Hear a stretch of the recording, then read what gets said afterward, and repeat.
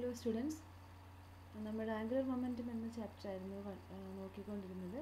അപ്പോൾ ആംഗുലർ മൊമെൻറ്റത്തിൽ കഴിഞ്ഞ ക്ലാസ്സിൽ കഴിഞ്ഞ വീഡിയോയിൽ നമ്മൾ സിമ്പിൾ പെൻഡുലം വരെ പറഞ്ഞു. സിമ്പിൾ പെൻഡുലത്തിൻ്റെ ഇക്വേഷൻ ഓഫ് മോഷൻ പറഞ്ഞു, സിമ്പിൾ പെൻഡുലത്തിൻ്റെ പീരീഡ് എന്താണെന്നൊക്കെ പറഞ്ഞു.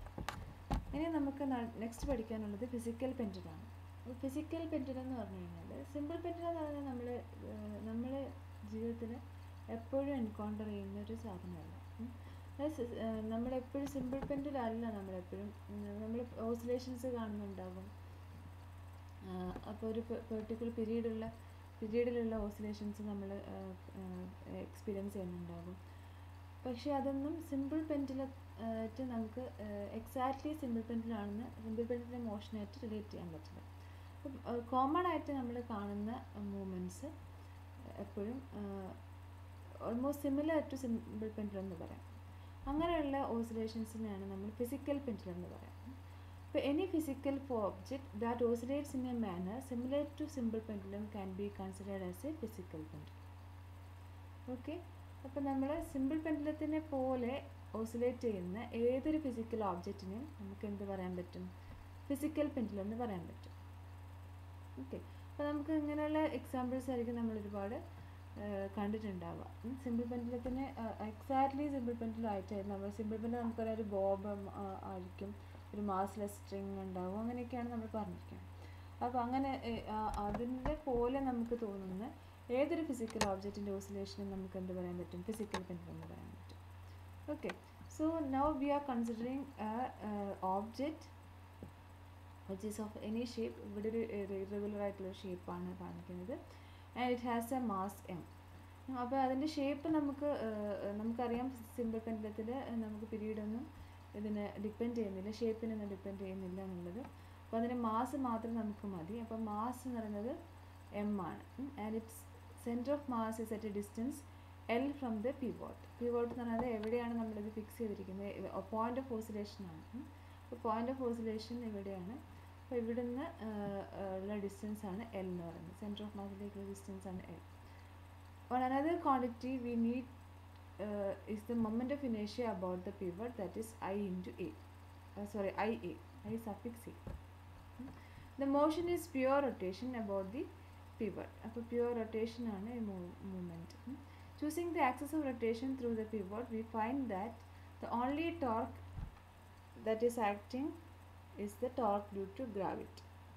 അപ്പോൾ ഇവിടെ നമ്മൾ ഇത് റൊട്ടേറ്റ് ചെയ്യാണ് ചെയ്യുക.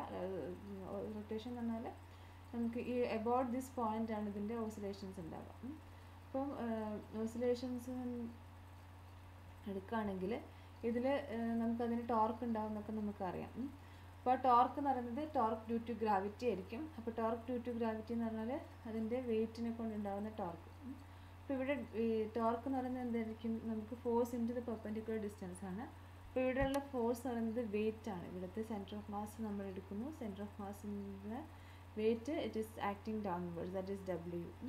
പെർപെൻഡിക്കുലർ ഡിസ്റ്റൻസ് പറഞ്ഞു കഴിഞ്ഞാൽ ഇവിടെയാണ് നമ്മുടെ പോയിന്റ് ഓഫ് ഓസിലേഷൻ. അപ്പോൾ അവിടെ ഈ പോയിന്റിലേക്ക് ഈ വെയിറ്റ് എന്നുള്ള ഡിസ്റ്റൻസ് പറയുന്നത് ഈ ഡിസ്റ്റൻസ് ആയിരിക്കും, ഇവിടുന്ന് ഈ ലൈനിലേക്കുള്ള ഡിസ്റ്റൻസ്. അപ്പോൾ ഇതിൻ്റെ ഈ ലെങ്ത്ത് എൽ ആണെങ്കിൽ ആൻഡ് ഇത് ആംഗിൾ ഫൈ ആണെങ്കിൽ ഈ എല്ലിനെ നമ്മൾ റിസോൾവ് ചെയ്യാം പാരലൽ കമ്പോണൻറ്റും പെർപെൻഡിക്കുലർ കമ്പോണൻ്റ് ആയിട്ട്. അപ്പോൾ ഈ പെർപെൻഡിക്കുലർ കമ്പോണൻറ്റ് ഈ ഡിസ്റ്റൻസ് എന്ത് വരും? എൽ സൈൻ ഫൈ എന്ന് വരും, അല്ലേ? നമ്മൾ ഒരുപാട് തവണ ചെയ്തതാണിത്. അപ്പോൾ ഇവിടെ ഇത് എൽ ആണെങ്കിൽ ഈ distance this distance is L sine phi. Okay, so your torque will be the weight W into this perpendicular distance. അപ്പോൾ ഈ പെർപെൻഡിക്കുലർ ഡിസ്റ്റൻസ് പറയുന്നത് എൽ സൈൻ ഫൈ ആണ്. അപ്പോൾ ഇവിടെ torque is equal to W into L sine phi. ഇവിടെ minus sine വരുന്നത് the weight is acting downward. അപ്പോൾ downward ആയതുകൊണ്ട് മൈനസ് ഡബ്ല്യു എന്ന് എടുക്കുന്നു. So the torque will be equal to minus W L sine phi which is equal to I A into phi double dot. നമുക്കറിയാം ടോർക്കിൻ്റെ equation I omega. So I omega ആണ് phi double dot. Phi എന്ന് പറയുന്നത് ഈ angle, അതൊക്കെ നമ്മൾ നേരത്തെ പറഞ്ഞതാണ്. Omega is D square phi by D T square എന്നുള്ളതൊക്കെ. ഇനി ഇത് നമ്മൾ അപ്രോക്സിമേറ്റ് ചെയ്യാണ്.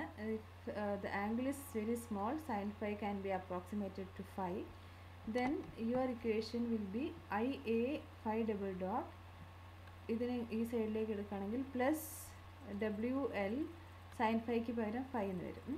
സോ WL ഫൈ സൈൻ ഫൈനെ നമ്മൾ അപ്രോക്സിമേറ്റ് ചെയ്തു ഫൈക്ക്.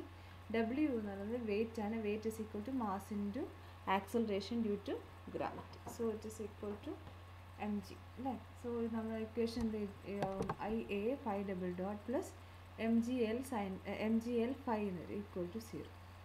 Now this equation can be further reduced. എങ്ങനെ എഴുതാം? ഫൈ ഡബിൾ ഡോട്ട് ഐനെ കൊണ്ട് ഡിവൈഡ് ചെയ്യുക ത്രൂ ഔട്ട്.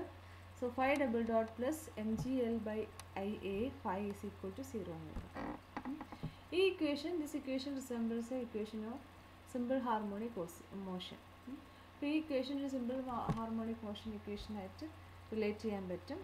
സിമ്പിൾ ഹാർമോണിക് മോഷൻ്റെ ഇക്വേഷൻ ഇങ്ങനെയാണ്: D square phi by D T square plus omega square phi equal to 0.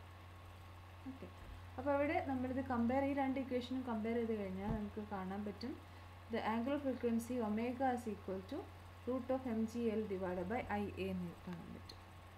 So this is the angular frequency. ഇനി ഈ ഇക്വേഷനെ കുറച്ചുകൂടെ further നമുക്ക്